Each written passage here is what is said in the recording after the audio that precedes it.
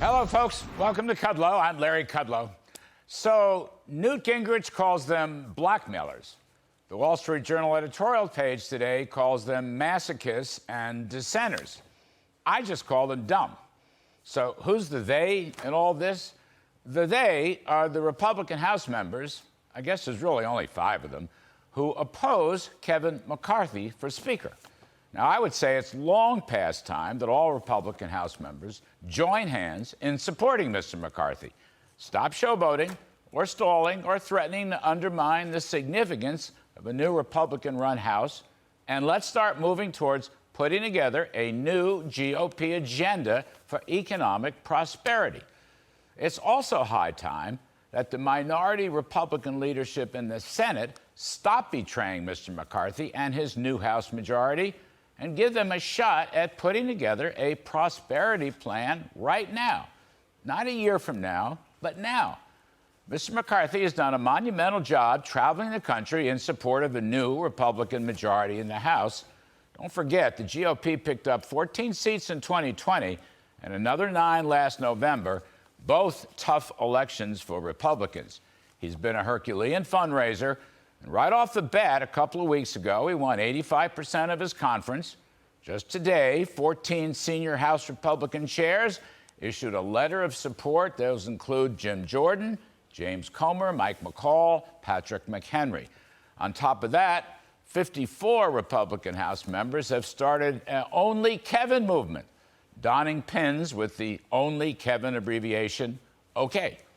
OK is OK. Jim Banks, head of the Republican Study Committee, is supporting Mr. McCarthy. Donald Trump is supporting Mr. McCarthy. Apparently, 5 GOP House members continue to oppose him. Why? I don't know. They claim to be conservatives, but Kevin McCarthy is a conservative. He's always been, in fact. One reason he opposes this outrageous omnibus spending bill, because he's a conservative.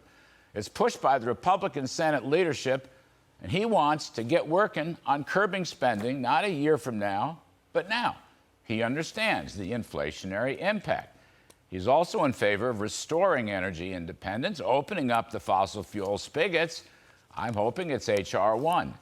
He'll use the House power of the purse to defund 87,000 IRS agents, costing an outrageous $80 billion.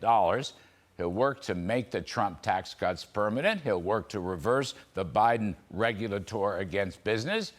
He's already strongly supporting Republican oversight and investigation of the Hunter Biden laptop scandal and the FBI Twitter scandal, among others.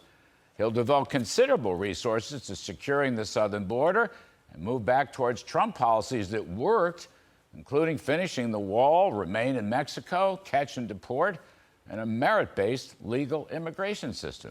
This is all incredibly important as the Title 42 health restriction expires in just 2 days. McCarthy is a strong supporter of parental involvement in the schools, and he supports school choice, and he's tough on China, and he's tough on crime. None of these policy views are new.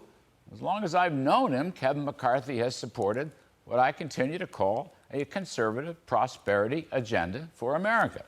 So it's time for Republicans to wise up. It's time for the GOP to unanimously endorse Kevin McCarthy as the next Speaker. Instead of masochism, instead of blackmailing, instead of dissenting, instead of showboating, instead of spending or taxing or regulating, it's time to save America. It's time to kill the omnibus bill. It's time for prosperity. It's time for McCarthy. Just call it okay.